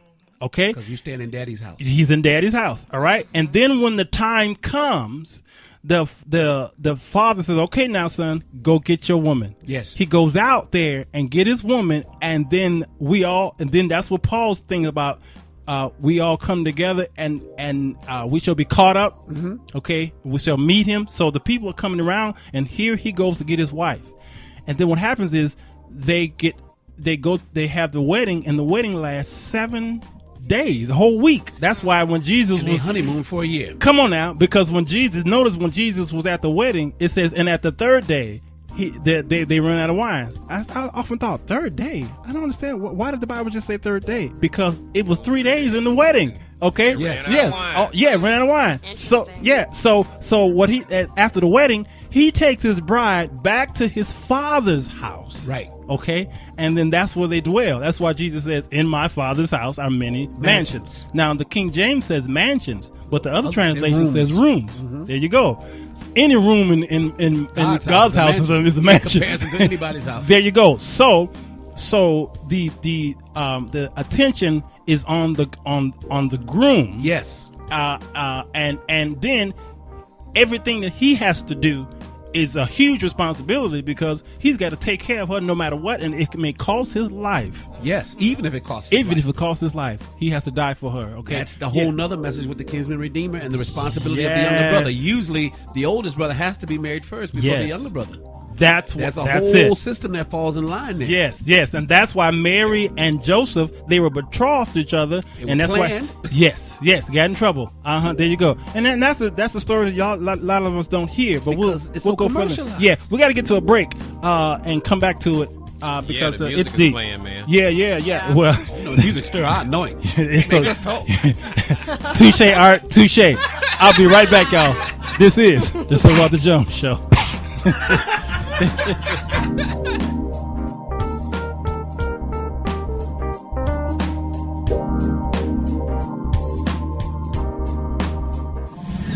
Log on to urbanbroadcastmedia.com and check out the many services Urban Broadcast Media provides. Whether it's social media, video production, radio broadcasting, or audio recording, we got you covered. And the show is paid programming and does not necessarily express the views and opinions of Urban Broadcast Media and its subsidiaries. Thank you for listening to UBM Praise.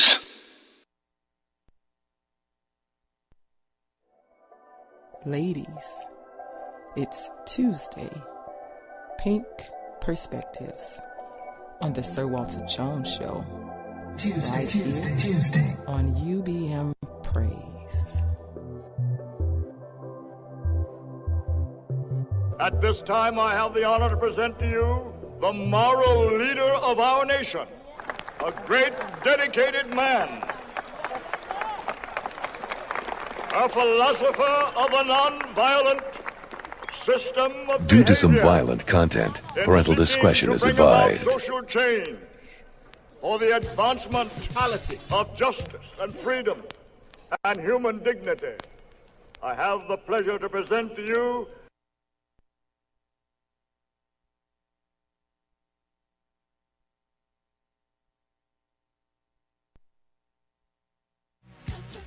politics, doctrine, current events.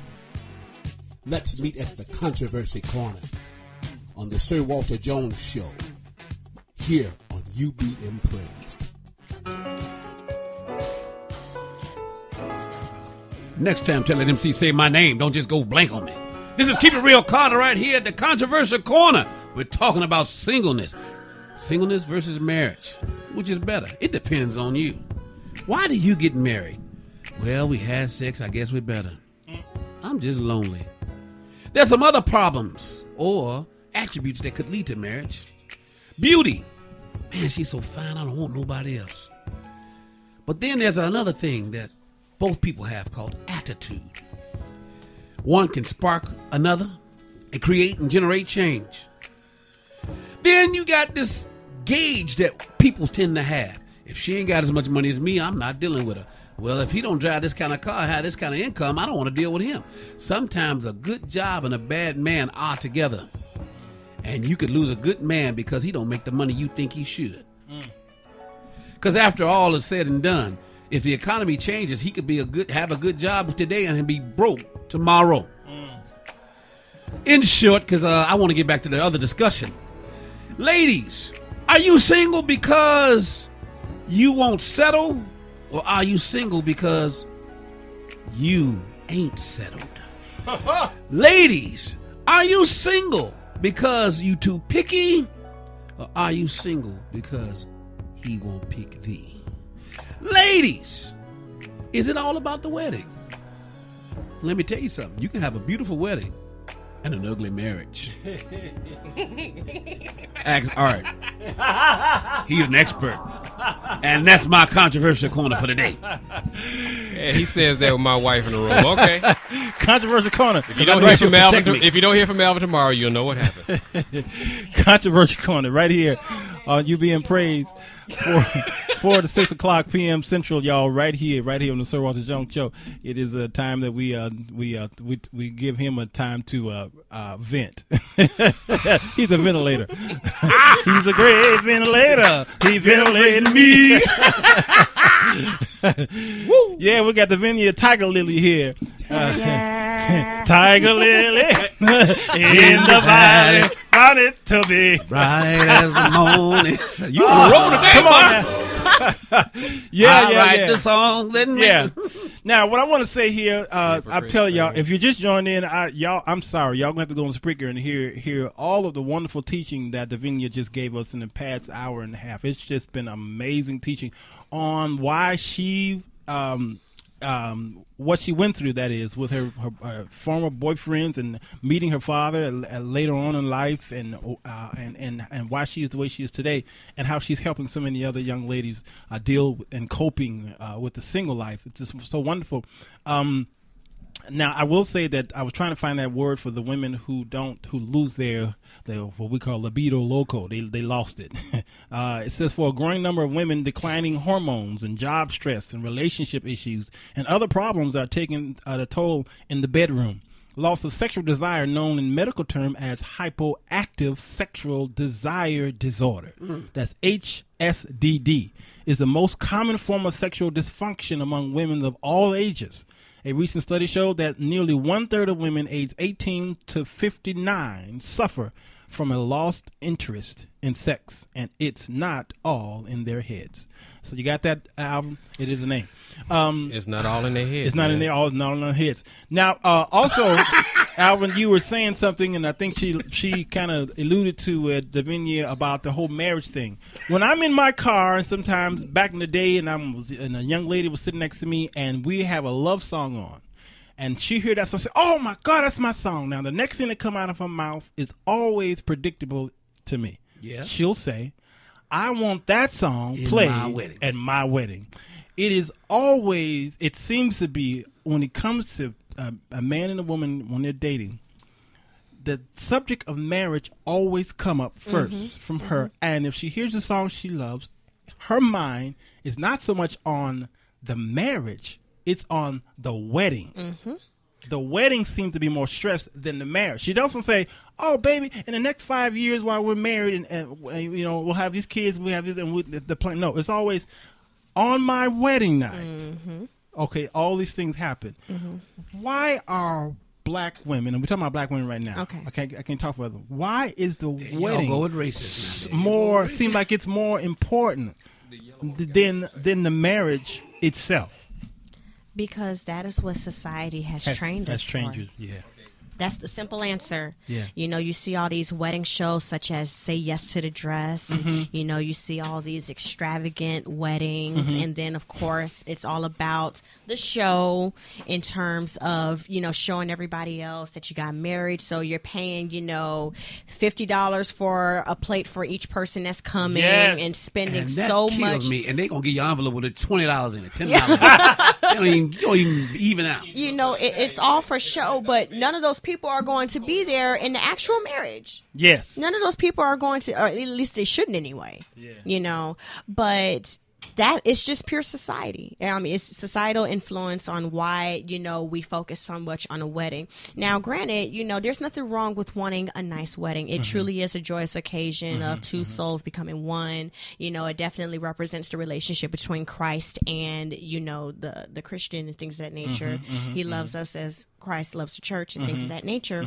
But it's just purely materialized, even to the point of the ring has to be worth a certain amount, the engagement ring. Oh, that or the kills fact me. that you even have to have an engagement ring at all. And I'm just sitting here like, all of those things are nice. Don't get me wrong. I'm not, Forget it. dissing it or anything like that. But, if the man has nothing but his word to offer, are you going to turn down a proposal? Wow. You know what I mean? Yeah. If you all have to get married at a courthouse, is it any less of a marriage? You have so many people who have the blinged out engagement ring and who had the extravagant wedding that are mostly a part of that 50% of marriages that don't last. Yeah. So what does all of that really mean?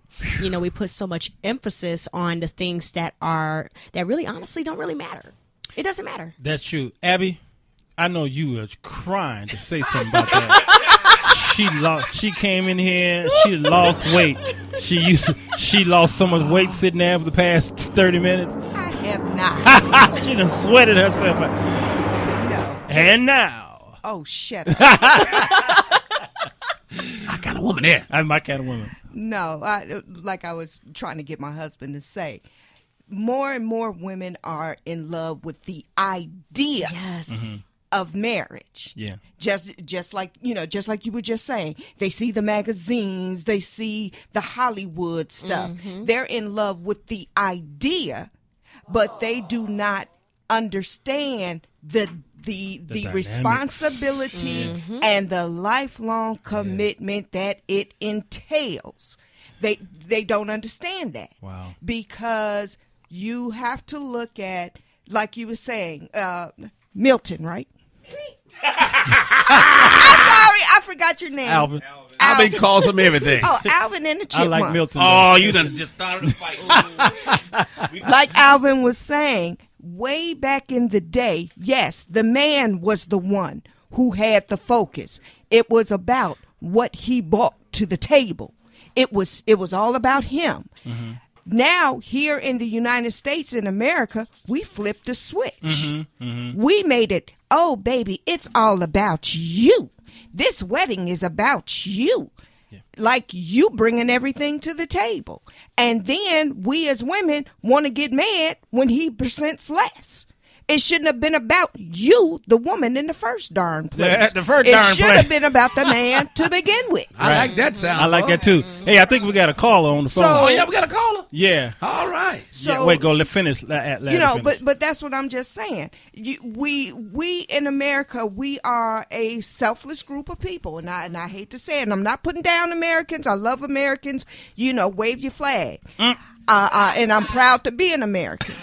But what I'm saying is we have to stop with a lot of our selfish selfie ways. Selfish selfie. Yeah. Yep. Selfish selfies. Yeah. And that has to stop. We have to return back to what the Bible is telling us what marriage is like, what life is about. Yeah. You can't sit there and say, oh, I'm having such a horrible life. If you ain't going to read your Bible. Yeah. Of course you're going to have a horrible life because you decide you're going to take the long road with all the gravel and the construction signs and it's right. Feeling like you going down Stony Island or somewhere, with all the construction going on. Yeah. So if y'all want to catch Abby and Art the Baptist, the D. Curtis Random Show was Saturday at 5:00, and this child right here, I ain't never been known to not shoot from the hip. She's shooting from the hip, sure enough. Hey, we got a caller. Who's on the phone? We got Natalie on the line. Okay. Oh, Natalie, Natalie.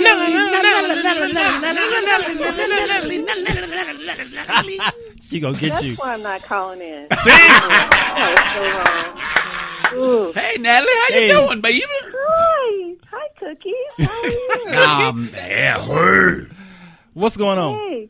So, Maria, I just walked in the door, so I missed the whole show. Good. I'm a little upset, but I'll listen to it on Spreaker.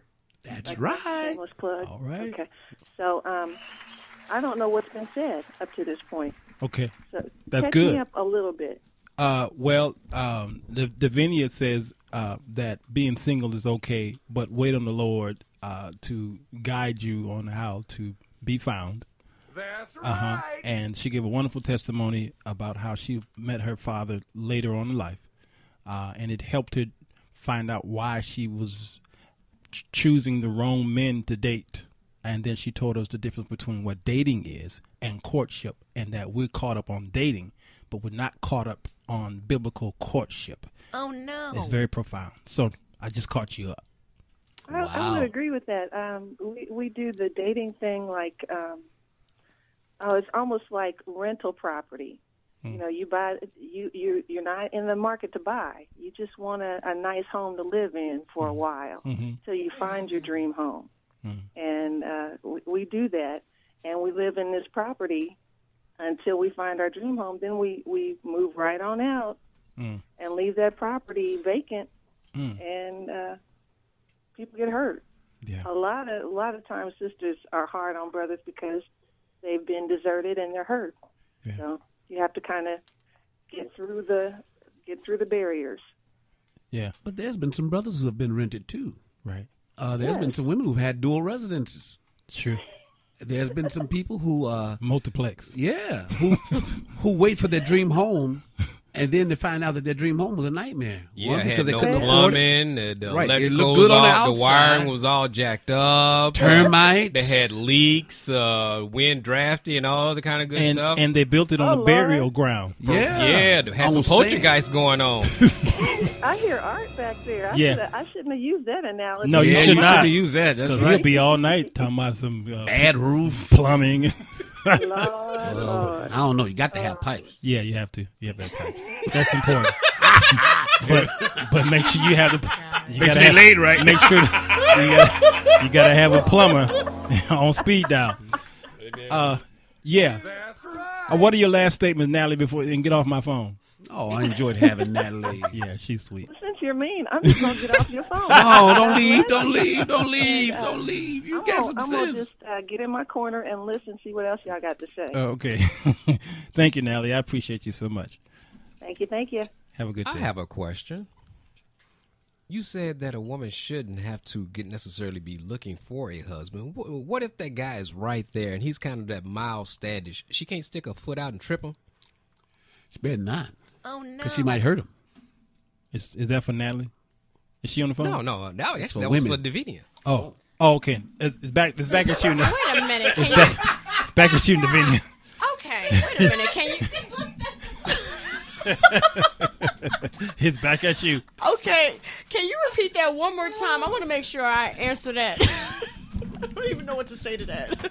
The sister done prayed, and this guy has come there. Everyone knows that they make a good. That they would, they kind of like gelled up. They seem to be in sync. Mm-hmm. And she noticed it. She understands it, but she's trying to be waiting on. But this brother is extremely shy, or either extremely dim. He has that mild standish, the little pilgrim story and everything. So, wouldn't it be, if he was for her, just stick her foot out, he stumble over like, oh, I didn't see you there. And then, engage things that way. Sometimes brothers do need a little help. Okay, so you're talking about in terms of initiating contact? I suppose. Okay. Well, I don't think there's anything wrong with a woman initiating contact. I don't think there's anything wrong with that at all. I think where the problem does lie is when she takes on leading the relationship in terms of setting the tone for the relationship or trying to take on, the role of having to be the head of that relationship. I would say that when it gets to that point where, he has not said, okay, well, I am, interested in you in return, and then he takes on the role of leading a relationship, I think that's when it becomes a problem. But as far as initiating contact, I don't think there's anything wrong with that, as long as she just says, okay, hey, I'm interested.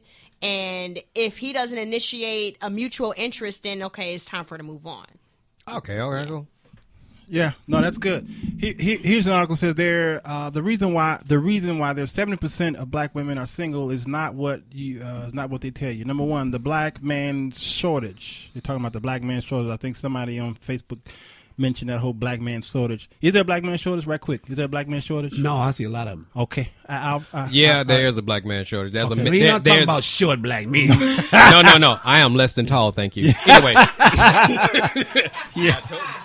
Don't stop. My wife said, I got backup. Anyway, but there is a male shortage, period. From over 30 years ago, there were more female babies born at that particular point. The mortality rate between among male children were actually higher. You missed that show. We discovered that that's not actually accurate. Well, that's a bit more accurate. Then there's the number of people. There is also the number of male deaths in the street as well as in the military. Also, you cannot maintain a male population when we're killing each other off. Okay, all right, and then there's a gay community as well. Those guys. So those guys.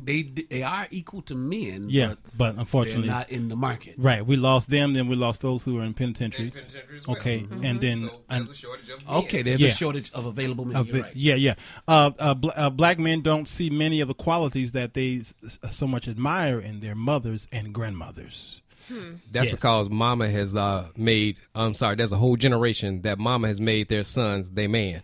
Okay. All right. So now they're going out there expecting this young woman or whatever the case may be, to be just like mama with benefits. Yeah. Well, here's the 9 things men look for in a woman. 9 things men notice first, that is, in a woman. Number 1, her smile. Yes. Okay. You agree? Yep, I'll give that. Okay. If she gives us that gives us a little open door. Yes. Or the wink of the eye, the lifting of the eyebrows. Well, number 2 is the eyes. Okay. Yep. Okay. You got that? Is it in her eye? Yeah. Number 3, her hair. Nope. Yes. Her hair. Even though we can't sometimes tell if it's a weave or not, it's still about the hair. If your weave is a wave and it's getting my attention. Yes. Then the weave on. Number 4, her weight. Her weight. Yeah, because it doesn't matter if she's fat or skinny. Because men depends on what they like. Yes, because there's some men who look at the weight. If it may not be to his liking, he'll look at these other things we just mentioned, and then he levels it off. Number 5, her chest. Oh boy! Why y'all quiet? I already never been that silent. Number 6, how fake she is. Oh, yes. That should be number 1 first. That's what we look for. Fake assessment. We look for that. Yeah. Must be a Baptist thing. Number 7, her legs. Yeah. Oh, that's number 1. That's almost number 1 for me. See, it depends on the man. Some men are leg men. Some men are face men. Some men are hair men. Some men are chest men. Some men are. Of course. There's some men are women men. Yeah, young woman man. Some men are woman man. I know some women that look like men. Yeah. Oh, I love the legs. There's something about the legs that are very attractive to me. And I love women's shoes. I have a fetish for women's shoes. Okay, moving right along. I hate women's shoes. I love women's shoes. Oh my God! And Avasnana will tell you. She will tell you that I love women. I could go to a women's. I don't wear the women's shoes, okay? But I love to see a nice woman's. I love to see.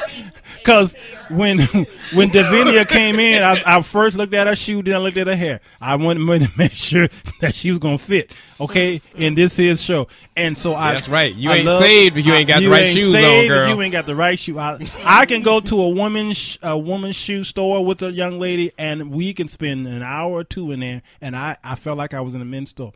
Okay, ladies, I know how to pick them out.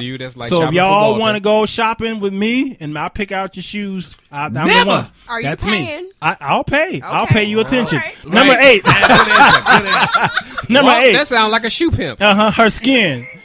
Shoe pimp. That's a good one. Number 8. Her skin. Shoepimp.com. Skin. Y'all agree? Skin? Yeah. Skin? Yes, absolutely. Skin. If you look like the Grand Canyon about the face. If you get when you're talking to her and you get an echo coming back from her. Your name is Moonisha. Moonisha. You like cheese, right? That's good. Crater. Number 9. The last one is ain't gonna bump no more. Dressing style. Her dressing style. Yes. How she dress. Yes. More like how she, how well she wear, not so much of. No, No. If she's more is less sometimes too. Absolutely. Because if she has on too much, if she doesn't have on enough clothes, that's a turnoff. Sometimes That is a turnoff. For most men, they don't want to see all the flesh. No, they don't. He wants to look. Yeah. He wants to imagine. He wants to uncover you. He wants to discover That's true. you. That's true. That is so. Yeah, did y'all hear what he said? I heard what he said, but I like that. But he's right. Okay.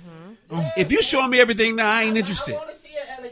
Yeah. Well, that's Nothing why like a I say beautiful woman in a dress it's that all in the flows. way. It's the way in which she Especially wears. if she Because I've knows how to seen some walk women in in it. some elegant clothes, and they just didn't. Because I'm going to tell it you a wasn't secret. hidden right. If y'all walking past switching, we ain't looking at the behind. We looking at the way the dress moves. Yeah. That dress hit Okay, me. Alvin is looking at the way the dress moved. Before I was married, I was looking at the behind. You didn't Before know it. I was You didn't realize it. Oh, I know what I was looking at. So mostly men are visual creatures. Of course. Yeah. Most of those Mostly. characteristics. Even blind men are visual creatures. He's right. Yeah, Ray Charles would feel the wrist to make sure. He sure did. So I'm the blind, so I woman got to use has my hands to- and my eyes. So the woman has to basically, be on point visually before a man will even approach her. He is. That's it. Exactly. Exactly. And Yeah. and y'all know that. That's why y'all spend so much time on cosmetics. But then they get lost because they start comparing themselves to each That's other. it. That's it. Because the competition becomes man. against them, Uh-huh. and they forget about us. Yes. And You're we sit there and right. watch They out. always say they're dressing for the men, and Yes. she'll say, "Hi, look, honey." You say, "You look great. You look fine." And then her girlfriend comes over like, "I know you're not wearing that out the house." 15 Yeah. more minutes, 20 minutes, 30 minutes to Now, go let's go for back to the quick shoe change. thing. Now, Yeah. now, hold on just a second. Now these shoes these women are wearing nowadays, these giant, big old I know. heels look like Herman Munster shoes. Absolutely. No, You not like quite. them? Who? No, I didn't say I like all. No, I'm women's asking. shoes. I'm asking. You didn't even define what you like. I just want to know. I don't want a woman who look like she's wearing PD. What do you call them shoes? Orthopedic. Oh no, orthopedic looking. Right. It's not feminine. She's What going you talking through about, man? Them all them awkward looking heels, No. or they looking like they trying to be ballerinas and then they can't walk. Man, come on. Now somebody said in my inbox, you would improve the percentage if you get married. What? If you get married, man, you will improve your percentage, ladies, because it seems like the wedding ring is what attracts the ladies. Oh, that's true. The other ladies. No, that is very true. I know it's true. Oh, I did an experiment back in the days with one of those other ones. Okay, here's the hymn of the day. His wife is balling up her fist. Yeah, yes. Oh, absolutely. There's a She's study right. on it. Yes, Mhm. and they come to find out the You women get- that do like the men with the Art. Yeah, thank you. the women that do seek out the man with the wedding ring. She's the woman you want to watch out for, run away from, because she is the type of woman that's is only looking to have fun, but not for a commitment. Right. Yeah. That's the type of woman that they say. And I mean, this was a study. I do believe it was either done by 2020 or CNN. Proves our point. No, it proves that point. Yeah. Men only cheat because women let them. Yeah, well, and number two, man, my time is gone. Number two is they put a man in a bar and they watched to see how many women was attracted to him. Okay, no one was really attracted to him, maybe one or two. Then what they did, they put him back into the lab and put a pheromone smell on him, smell on it, and then they put him back into the same place. And he got so many phone numbers and was attracted by a lot of women because women were attracted to another. If it seems like another woman wants him, yes, then she's attracted to him now because he's desirable. He's desirable. wanted. Absolutely. So then certain colognes and all that thing. Absolutely. Isn't that something? That's also something that's- that attracts that's men how- too. Wedding that's how they band. advertise it, Wedding band is an aphrodisiac. I have to be honest here. Mm-hmm. Though I agree with, I'm sorry, what is your name? With what Abby has said. In addition to the having fun, I would have to say that a woman who would go after a married man, she's broken herself. She is. She's very much broken herself, and she feels like, well, if he can commit to her, then if I can prove myself to be better than what he has at home, then he'll commit to me. Yeah. So they're still looking for that commitment. It's That's not true. that a lot of times they're looking to have fun. It's just that, okay, well, let me go on ahead. And, this is why, married couples need to be careful. I mean, married men in particular need to be careful about who they confide into when they're having marriage problems at home, because a lot of times they'll want to talk to another woman or whatever and talk about how they're having issues at home. And then what ends up happening is that woman feels like she has to now save him. Yeah. And it's like, well, let me save you from your problems at home. Yeah, we gotta go. I got but 1 minute. Let's sing this on the way out. Okay, this is the Sir Walter Jones Show, y'all. Hey, pass it over, Alvin, and sing this song for me. Okay, this is not a hymn. This is a love song for you women who are looking for love. You are so beautiful.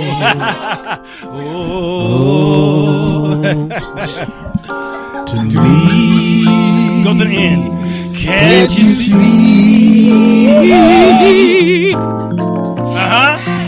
You're everything I hope for. You're everything I need. You are so beautiful. To me, Davinia, to me. Especially when I close my eyes. That's that blind faith. Yeah. Y'all, I got to get out of here. Tomorrow is the Music Business Show. We'll have somebody on. I can't remember who it is. Oh, Tyrone Block. Tyrone Block will be on tomorrow. And I can't remember who else is. I know we got a couple people. Spreaker.com. Check us out. We're there tonight. Check us out. Make this the #1 show. Davinia, I love you, girl. Thank you so much. Thank you. Stay single because before you know it, Alvin's going to be single after this show. I rebuke that. I ain't saying single. All right, y'all, I got to go. We'll see you guys tomorrow. We love you. This is the Walter Jones Show. You've been listening to the Sir Walter Jones Radio Show, where he provides you with a biblical perspective for your everyday life. Stay connected to Sir Walter Jones by visiting him online at www.sirwalterjones.com or on Facebook at www.facebook.com/The Sir Walter Jones Show. Stay tuned until next time with the Sir Walter Jones Show with Sir Walter Jones.